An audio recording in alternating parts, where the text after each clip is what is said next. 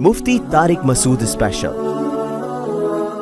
یہ جو ہماری ٹشن چلتی ہوئی ویڈیوز آ رہی ہوتی ہیں نا، جامعہ کے بیت الخلاء سے نکلتے ہوئے کلاس میں جا رہے ہیں، یہ طلبہ کر رہے ہوتے ہیں، میں نہیں کر رہا ہوتا، مجھے یہ چیز بالکل پسند نہیں ہے۔ یہ شو بازیاں، ایئرپورٹ میں جا رہا ہوں، وہ آ رہا ہے ایک شیر آ رہا ہے ٹشن، نیچے کچھ لوگوں نے گالیاں دی ہوئی ہوتی ہیں، کچھ نے تعریفیں کی ہوئی ہوتی ہیں۔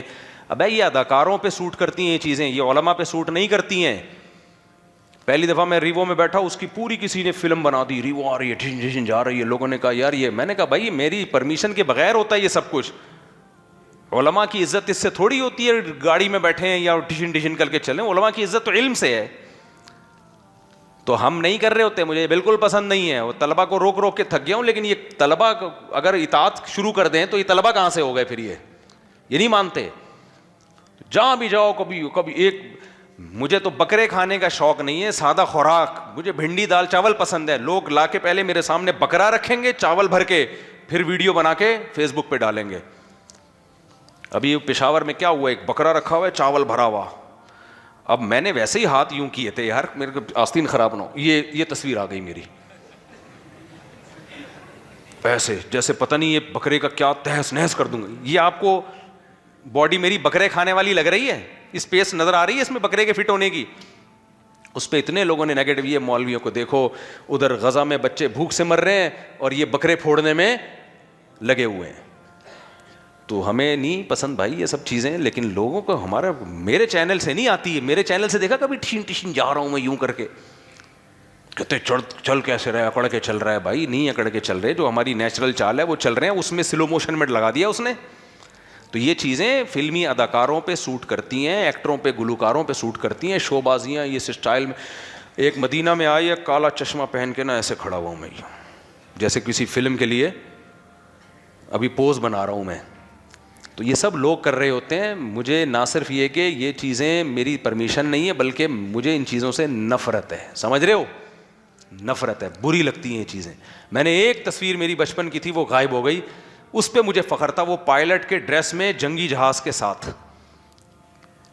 کیونکہ سب سے عزت دار مقام جو ہے نا کسی مرد کے لیے، دیکھو there are two types of مرد، کیا ٹاپک چینج ہو رہا ہے لیکن مزہ آ رہا ہے یار۔ پہلے میں وصیت مکمل کر دوں، میری وصیت ہے مر جاؤں فوراً غسل کفن دفن، اور گھر والوں کو بھی وصیت ہے ہاں نہیں کرنا ہے، آرام سے، اللہ تعالیٰ مغفرت فرمائے۔ اچھے تھے منع کے ابا، کیا تھے، بہت سارے منوں کے ابا تھے ماشاء اللہ، تھوڑا غم زیادہ ہوتا ہے جب بہت سارے منوں کے ابا تھے، لیکن بہرحال چاہے ایک کے ابا ہوں یا درجنوں کے ہوں، جانا تو سب نے ہے۔ تو منع کے ابا تھے، بہت اچھے تھے، اللہ مغفرت فرمائے، بس اتنا کافی ہے، یہ غم کافی ہے، بس اللہ مغفرت فرمائے۔ اور جو غیر شعوری طور پہ غم ہوتا ہے وہ تو ہوتا ہے، باقی دفن کرو بھائی، پہلی دفعہ کوئی نہیں گیا، سب آ رہے ہیں مارکیٹ سے شارٹ ہو رہے ہیں، اتنا زیادہ نہیں۔ اور پھر کہتے ہیں عالم اسلام کو ایک بہت بڑا نقصان ہوا، کیوں عالم اسلام میں یہ اکیلا آیا تھا کیا، باقی گھاس کھا رہے ہیں؟ جو مخالف ہیں وہ تو کہیں گے اچھا ہوا چلا گیا، اور جو عقیدت مند عالم اسلام کو ایسا کوئی عالم اسلام کو نقصان نہیں ہوا، یہ دین کسی کے باپ کا بولو نہیں ہے۔ علماء صلاح ہر دور میں ہول سیل کے حساب سے رہے، وہ نے غامدی صاحب سے حسن الیاس نے پوچھا تھا آپ کے دنیا سے چلے گئے تو ہمارا کیا ہوگا کالیا، تو غامدی صاحب نے جواب بڑا اچھا دیا۔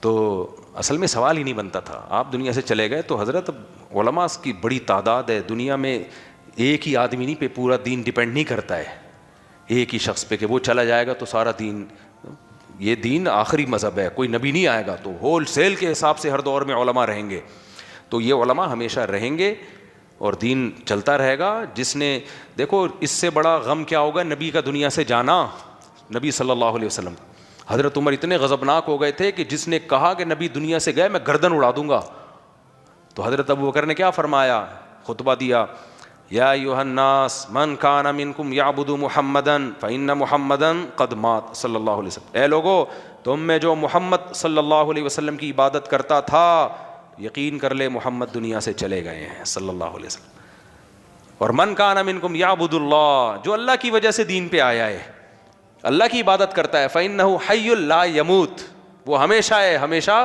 رہے گا۔ تو ہم جو دین پہ آتے ہیں کسی پیر و مرشد کی یا کسی مفتی کی بیس پہ نہیں، کس کے لیے، اللہ کو خوش کرنے کے لیے۔ جب تک اللہ ہے تو ہم بھی ہیں، ہم عبادت کرتے رہیں گے، دین پہ چلتے رہیں گے، کوئی آئے یا مارکیٹ سے جائے۔ ہاں کسی سے محبت کا تقاضا یہ ہے کہ وہ مارکیٹ سے جائے تو اس کے لیے دعا کرو. دعاؤں کو بالکل فوکس نہیں, ایک دفعہ کم بخت زندگی میں دعا نہیں کریں گے, باتیں کرتے رہیں گے بیٹھ کے. دعاؤں کو فوکس کرو. تو اب میں وہ بتا رہا تھا, کیا بتا رہا تھا میں, ہاں وہ پائلٹ والی بات پہ نا. تو میری وصیت ہے کہ مر جاؤں فوراً سے پہلے کوئی رونمائی نہیں, کوئی منہ دکھائی نہیں, کچھ بھی نہیں, بس دفن کرو, پانی قبر پہ چھڑکو, دعا مانگو اور پھر مانگتے رہو ساری زندگی. اچھی بات ہے. صدقہ خیرات کرو, صدقہ جاریہ کرو, یہ خوشی کی بات ہے. اس کا کی ہمیں آج بھی ضرورت ہے, کل بھی ضرورت ہے. تو باقی جو ہے وہ جو پائلٹ والی بات ہے نا, مجھے شو مارنے کا شوق نہیں, لیکن ایک دیکھو, دیر آر 2 types آف مرد. مرد کی کتنی قسمیں ہیں؟ 2 قسمیں. یہ جب میں ایسے واقعات سناتا ہوں نا تو نوجوانوں کو ایک خاص مائنڈ سیٹ بنانا مقصد ہوتا ہے. سمجھ رہے ہو؟ آج کل مردوں کو نا لڑکیوں میں بیٹھے ہوئے ہوتے ہیں بہت سارے, ٹی وی پروگراموں میں 6 لڑکیوں میں جا کے ایک زنانہ ٹائپ کا آدمی بٹھایا ہوا ہوگا, وہ زنانہ والی باتیں کر رہا ہوگا, بیوٹی کی ٹپس بتا رہا ہوگا. کچھ ایسے ہیں جو وہ کھول کے بیٹھ گئے بیوٹی پارلر. مرد ہیں کیا کر رہے ہیں؟ دلہنیں تیار کر رہے ہیں. سمجھ میں آ رہی ہے بات؟ تو اب یہ ٹرینڈ بھی سوسائٹی میں چل پڑا ہے. آدمی ہوگا کام کیا کر رہا ہے؟ دلہنیں تیار کر رہے ہیں, ان کے بال سیٹ کر رہا ہے وغیرہ وغیرہ کر کے. یہ بھی ایک مرد کا پہلو ہے جو ہماری سوسائٹی میں پھیل رہا ہے.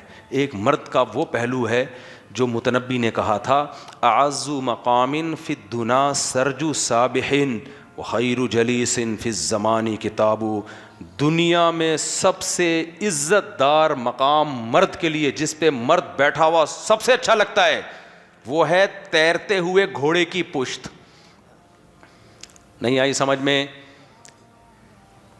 یہ والے مرد بنو. اور آج کل وہ تیرتا ہوا گھوڑا JF-17 اور جیٹ طیارے ہیں. نہیں آئی سمجھ میں؟ تو اس لیے ہر بچے کو نا پہلے پائلٹ بننے کا شوق ہوتا تھا. ہم سے بھی بچپن میں کوئی پوچھتا بڑے ہو کر کیا بنو گے, ہم کیا کہتے؟ بولو نا پائلٹ. کیوں؟ لڑکا ہے نا, اس کو پتا ہے یار جو عزت آسمانوں میں جنگی جہاز تو ایک بڑی خطرناک چیز ہوتی ہے, آواز سے تیز اس کی اسپیڈ ہوتی ہے. مرد کی عزت اس میں ہے. پہلے جس بچے سے پوچھو پائلٹ, وہ بن پائے نہ بن پائے ایک الگ بات ہے. ہم سے بھی, مجھے یاد ہے PF بیس مسرور میں وہ جہازوں کا شو ہوا کرتا تھا 6 ستمبر کو. ہم اس میں جاتے تھے پائلٹ کے ڈریس میں, میری بھی کزن کی بھی, اور ہم لوگ تصویریں کھنچواتے. چھوٹے بچے تھے, جہازوں میں بیٹھ کے نا بڑا مزہ آتا تھا یار, کاش کسی دن اس جہاز کی سیٹ پہ بیٹھ کے یہ ہواؤں میں اڑائیں. اور پھر وہ کرتب ہوتے تھے جہازوں کے, جو جیسے دبئی میں ابھی ایئر شو ہوا, اور پھر جنگوں میں اور دھاڑ, کیا مزہ آئے گا. پہلے بچوں کا یہ مائنڈ سیٹ بنایا جاتا تھا ماؤں کی طرف سے, باپوں کی طرف سے. اب کمبختوں کو کیا سکھا رہے ہو یار تم, ویڈیو دکھا دکھا کے. وہ دلہن تیار کر رہا ہے, بچہ کہے گا میں نے پائلٹ بننا ہے. آج کے بچوں سے پوچھو بڑے ہو کر کیا, میں اپنے بیوٹی پارلر کھولوں گا, دلہنیں تیار کروں گا میں اس میں. زنانہ ہے, وہ سوچ بھی کیا ہوگی اس کی. آدمی بناؤ. تو اس لیے مجھے پائلٹ بہت اچھے لگتے ہیں. جب بھی کوئی ایئر فورس کا بندہ آتا ہے نا پائلٹ ہوتا ہے, میں الگ پروٹوکول دیتا ہوں یار, بہادری ہے کہ نہیں ہے, ہواؤں میں اڑنا, کلابازیاں کھانا. ہمارے شیخ مفتی رشید احمد صاحب رحمہ اللہ تعالی جب یہ جہازوں کی نمائش دیکھتے تھے نا, حالانکہ کتنے نیک پرہیزگار اللہ والے تھے, لیکن جب پائلٹ کو دیکھتے تھے جہاز لے کے اڑتا ہے جو 6-7 ستمبر پہ نہیں ہوتا پائلٹ, اتنا خوش ہوتے تھے, کہتے تھے میرا ان کو دیکھ کے خون بڑھ جاتا ہے کہ یہ ہمارے ملک کا دفاع کرنے والے لوگ ہیں, ہمارے ملک کا دفاع کر جانے دیتے ہیں. جہاز کی میں بیٹھ کے اڑانا, پھر دشمن کو تباہ کرنا. یہ جو 6-7 طیارے گر گئے دشمن ملک کے, یہ ہلکا گیم نہیں ہے, سمجھ رہے ہو. اس کے لیے اعصابی طاقت چاہیے اور بہت اس کے لیے بہادری چاہیے. تو اب تو کچھ انہوں نے خود ہی گرانا شروع کر دی ہیں احتیاطاً. میں بار بار کہتا ہوں ہماری دشمنی انڈیا سے نہیں ہے, مودی سے ہے. یہ سب مودی کی نحوستیں ہیں جو ہندوستان کو دیکھنے کو مل رہی ہیں.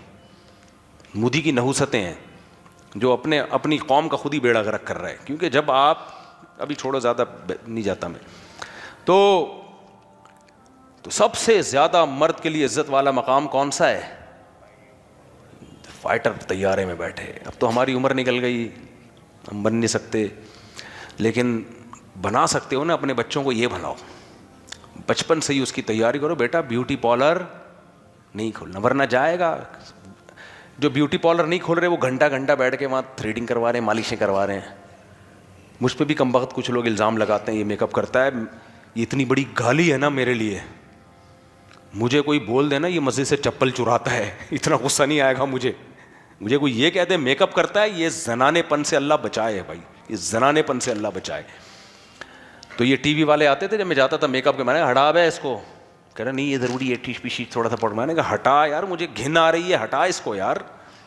آدمی ہے, اچھا لگے شکل لگے, نہیں لگے جاؤ بھاڑ میں ایسی کی تیسی. ہم تو شادی میں بھی اسی ڈریس میں گئے ہیں. باقی جو تھوڑا بہت بیوٹی پارلر مر جاتے ہیں تھوڑا گھسائی کے لیے, آج کل تو وہ تھوڑے پھن سے بھی نکلے ہوئے ہیں یا تھوڑا بہت کر رہے ہیں, وہ مجھے اس پہ اتنا ہے. لیکن یہ پورا لپسٹک پاؤڈر اور پورا تیار تھریڈنگ بریڈنگ کیا ضرورت ہے یار. تم آدمی ہو, آدمیوں والے, عورت کو یہ چیزیں پسند نہیں ہے. تو عورت کو آدمی چاہیے. تو تھوڑا بہت ٹھیک ہے, میں کسی کا مذاق نہیں اڑاتا, مر جاتے ہیں بال وال سیٹ کرا لیتے ہیں اپنا, تھوڑا بہت ٹھیک ہے وہ سیٹنگ کرا لیتے ہیں, اتنا تو ٹھیک ہے. یہ بیوٹی پارلر نہیں, وہ ہیئر ڈریسر ہی ہوتا ہے, اس کو بیوٹی پارلر کا نام دے دیا.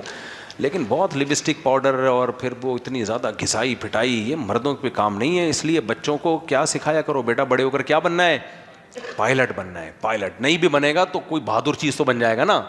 مائنڈ سیٹ تو اس کا یہ ہوگا نا پائلٹوں والا, تو آگے سلیکشن ہو نہ ہو. اس لیے یہ چیزیں بچوں کو ابھی سے سکھایا کرو. سمجھتے ہو, اللہ عمل کی توفیق دے. بس بہت زیادہ سوال ہوگا جلدی, بہت اسپیڈ سے, اب جلدی جلدی. مجھے نہیں پتا اس کی پروڈکٹ کے بارے میں, کسی کمپنی کی پروڈکٹ کے بارے میں پوچھا, مجھے معلوم نہیں اس کے بارے میں میرے بھائی. مفتی صاحب کیا پیاز, جلدی سے جلدی کرنا ہے تو چشمہ لگا لیتا ہوں تاکہ پرابلم نہ ہو. مفتی صاحب کیا بغیر دھیان کے, کیا ذکر بغیر دھیان کے کر سکتے ہیں؟ جب بیان لگا ہوا ہو تو بیان سننا چاہیے, باقی ذکر تو جیسے چاہیں کریں, دھیان لگا کے کریں گے زیادہ ثواب ملے گا. امام صاحب کے پیچھے نماز پڑھنا ہو تو رکوع سجود کی تسبیح میں فرق ہوتا ہے, امام کبھی لمبی کبھی. دیکھو امام جب رکوع جتنا لمبا کرے آپ نے بھی اتنا ہی لمبا رکوع کرنا ہے. اگر آپ نے تسبیحات مکمل نہیں ہوئی, امام نے رکوع سے اٹھ گیا تو آپ تسبیحات چھوڑ دیں. واقعی یوتھ کلب والوں کے بارے میں آپ کے سب, کیونکہ میں ان سے بہت زیادہ متاثر ہوں, بہت سنتا ہوں, بہت اچھے لوگ ہیں, بہت اچھا کام کر رہے ہیں. البتہ فروعی اختلافی مسائل میں وہ چونکہ اہل حدیث کے منہج کو فالو کرتے ہیں اور اہل حدیث کا کوئی مدون فقہ نہیں ہے, تو ہر شخص کا اپنا ایک رائے ہے. تو جو فقہ جس ملک میں رائج ہو اسی فقہ کو فالو کرنا چاہیے. پاکستان میں فقہ حنفی ہے جو صدیوں سے چلا آ رہا ہے, تو آپ بلا وجہ 1.5 کی الگ مسجد بناؤ گے, لوگوں کے گھروں میں فسادات ہوتے ہیں. تو اور یوتھ کلب والے کوئی مسلط بھی نہیں کرتے اپنی رائے کو. اگر کوئی فقہ حنفی کے طریقے سے نماز پڑھے تو اس کو بھی کچھ نہیں کہتے وہ. تو اس لیے مجھے وہ لوگ پسند ہیں, ان کے ساتھ تعاون کرنا چاہیے. لیکن مسائل اپنے علاقے کے مستند علماء سے پوچھیں. مسائل نہ یوتھ کلب والوں سے پوچھیں نہ کسی اور سے پوچھیں, وہ خود بھی علماء سے ہی پوچھ رہے ہوتے ہیں. باقی لوگ اچھے ہیں کام. اور باقی یہ کہ چھوٹی چھوٹی اختلاف کی بیس پہ ہر شخص دوسروں کی ٹانگیں کھینچنا شروع کر دے گا تو اجتماعیت کب پیدا ہوگی, تو کام اچھا کر رہے ہیں, نیت اچھی ہے ان کی, اور کام کا طریقہ کار ٹھیک ہے. سب سے بڑی بات, یونیورسٹیوں میں جس طرح سے کام کرنا چاہیے اس طرح سے کام کر رہے ہیں. باقی کچھ مسائل میں وہ جمہور کی رائے سے الگ چلتے ہیں تو وہ آپ نہ چلیں.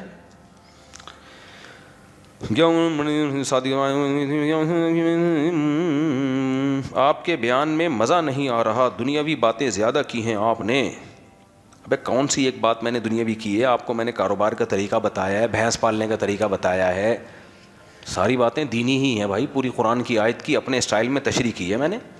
مولانا طارق جمیل صاحب جیسا بیان کیا کریں, جاندار, جنت دوزخ قرآن حدیث کے حوالے سے. دیکھو سارے علماء ایک ہی جیسا بیان کرنا شروع کر دیں گے تو دوسرے والا نہیں آئے گا نا. تو کچھ ان جیسا کریں گے, کچھ میرے جیسا کریں گے, کچھ الگ ٹائپ کا کریں گے, اس لیے چلنے دو. مولوی صاحب نے گزارش کی میں نے تولیہ میں 4 مہینے کا, لیکن میرے ابا مت جاؤ مزدوری کرو گھر میں کمانے کے لیے. دیکھیں ابا کہتے ہیں مزدوری کرو گھر میں کمانے کے لیے, 4 مہینے کے لیے مت جاؤ. تو اگر واقعی گھر میں کمانے والا کوئی نہیں ہے تو پھر آپ مزدوری کر کے کمائیں تاکہ لوگوں کے سامنے ہاتھ نہ پھیلائیں.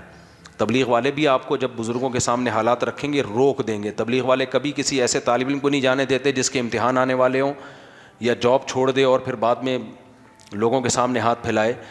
تو وہ تو استغنا سکھاتے ہیں. تو اس لیے اگر گھر میں روزگار نہیں ہے تو روزگار تلاش کریں, کمائیں اور پھر اپنے خرچے پہ جائیں. ہو یہ رہا ہوتا ادھار لے لے کے جا رہے ہوتے ہیں. مفتی صاحب نزد کا اسلام میں کیا حسد کرتا, نظر کا اسلام میں کیا معاملہ ہے؟ اگر کوئی دوسرا حسد کرتا ہے یا ہاں بھائی نظر لگتی ہے, حسد کی وجہ سے نظر لگنے کا خطرہ ہوتا ہے. کوئی بہت ہی ایکسٹرا آرڈینری کوئی حسن آ جائے کسی کے پاس, ایک دم سے دولت آ جائے, کوئی بہت بڑی اچانک خوشی آ جائے, تو اس میں نظر لگنے کا خطرہ ہوتا ہے. تو اس لیے اس سے بچنے کا اہتمام کرنا چاہیے, دعا پڑھنی چاہیے, اعوذ بکلمات اللہ تامہ من کل شیطان وہامہ ومن کل عین لامہ, یہ دعا ہے. سورہ فلق, سورہ ناس ہے. اور ماشاء اللہ کہنا چاہیے جب کوئی ایسی عجیب چیز دیکھے انسان, اور اپنی نعمتوں کو لوگوں کے سامنے ایک دم بیان نہیں کرنا چاہیے.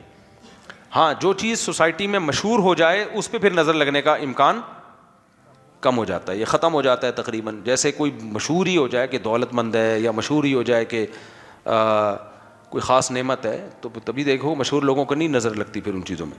مفتی صاحب مجھے جوائنٹس ہو گیا ہے اور میں نے ڈاکٹر سے علاج کروانے قائل ہوں, لیکن میرے والدین مجھے جھڑوانے کا کہہ رہے ہیں. اس بابا کے پاس نہیں جاؤ, کبھی بھی مت جھڑواؤ, کوئی فائدہ نہیں ہے جھڑوانے سے, یہ صرف نفسیاتی گیم ہے, نفسیاتی کھیل ہے. انگریزوں کا پیلیا بھی ٹھیک ہو جاتا ہے, سعودی عرب میں بھی پیلیا ہوتا ہے, یرقان ہوتا ہے, ہیپاٹائٹس ہوتا ہے, ٹھیک ہو جاتا ہے جھڑوائے بغیر ہی. یہ صرف انڈیا پاکستان ہے, بنگلہ دیش ہے جہاں جھڑوائے بغیر ٹھیک نہیں ہوتا. تو مت جھڑواؤ, مت جاؤ, ایمان مضبوط رکھو, ڈاکٹر سے علاج کراؤ. باقی سورہ فاتحہ پڑھ کے خود دم کر لیا کرو اپنے اوپر, یا کسی مولوی صاحب سے بولو دم کر دیں گے. اس سے آگے یہ جھڑوانا, گلے میں جوتوں کا ہار اور پتے وتے, سب ٹوپی ڈرامہ ہے. بہت تکلیف ہوتی ہے میری باتیں سن کر, جن کی دکانیں بند ہو رہی ہوتی ہیں, بہت غصہ آ رہا ہوتا ہے ان کو, بہت غصہ آ رہا ہوتا ہے, اور میں چاہتا ہوں کہ غصہ آئے ان کو, اس لیے مجھے اور خوشی ہو رہی ہوتی ہے. کیا خیال ہے؟ آپ کسی کو چھیڑنے کے لیے, غصہ دلانے کے لیے کچھ بولو, اور وہ کہے مجھے غصہ آ رہا ہے, تو آپ کہو گے اسی سلسلے میں تو میں بول رہا ہوں. تو اس لیے عاملوں کو بہت غصہ آتا ہے میرے اوپر, تو مجھے خوشی ہوتی ہے جب پتہ چلتا ہے غصہ آ رہا ہے. تو میں تو اس لیے تو بول رہا ہوں کہ آپ کو غصہ آئے. کوئی آپ کی بھی تو دم پہ پاؤں رکھے نا کم بختو, تو لوگوں کو تم نے جو الو بنایا ہوا ہے. مفتی سے میوچل فنڈ کے بارے میں بتا دیں کہ جو اس میں ہاں اس میں شریعہ بیس کمپنیز بھی موجود ہیں. جب شریعہ بیس کمپنی ہیں تو پھر جائز ہے, جیسے میزان بینک وغیرہ میں جائز ہے. یہ صاحب میرا سوال یہ ہے کہ یہ یعنی یہ دفنانے کے اوپر سمجھیے, اور جیسا کہ یہ سننے میں آتا ہے کہ اللہ تعالیٰ نے اس کی موت کب ہے اور کہاں آئے گی, یہ بات تو الگ ہے. اب اگر کوئی پاکستانی ملک سے باہر گیا ہوا ہے, اس کی وہاں موت آ گئی, وہاں دفنا دی, وہ بات تو الگ ہے. لیکن آج جو یہ ٹرینڈ چل گیا ہے کہ جو علماء ہیں یا کوئی بزرگ ہیں ان کو مسجد کے احاطے میں دفنایا جاتا ہے, تو یقیناً انہوں نے تو کسی نے نصیحت نہیں کی ہوگی, نہ کوئی وصیت کی ہوگی کہ میرے مرنے کے بعد مجھے میری ہی مسجد کے احاطے میں دفنا دیا جائے. یہ ان کی اولادیں یا ان کے جو ہے نا مریدین کر رہے ہیں, تو آیا یہ عمل صحیح کر رہے ہیں؟ اب اچھی نصیحت تو یہ ہوتی ہے, جیسے حضرت مفتی رشید رحمۃ اللہ علیہ کے متعلق سنا کہ انہوں نے فرمایا کہ جی مجھے دفنانے میں جلدی کرنا اور عام قبرستان میں دفنا دینا, ٹھیک ہے. تو یہ تو بات سمجھ میں آتی ہے کہ یہ اچھی نصیحت کر کے گئے, تو ان کو ان کی وصیت کے مطابق پابوش کے قبرستان میں دفنا دیا گیا اور جلدی دفنا دیا گیا, ٹھیک ہے. تو یقیناً یہ جتنے بھی آج کل معاملہ چل رہے ہیں, یہ ان کی تو نصیحت یا وصیت نہیں ہوگی, یہ ان کے پیچھے جو ان کے لوائقین کر رہے ہیں یا مریدین کر رہے ہیں, آیا یہ صحیح کر رہے ہیں. اور پھر کہا یہ جاتا ہے کہ جس کی جہاں مٹی ہے وہاں چلا گیا, تو کیا وہاں کی مٹی تھی ان کی؟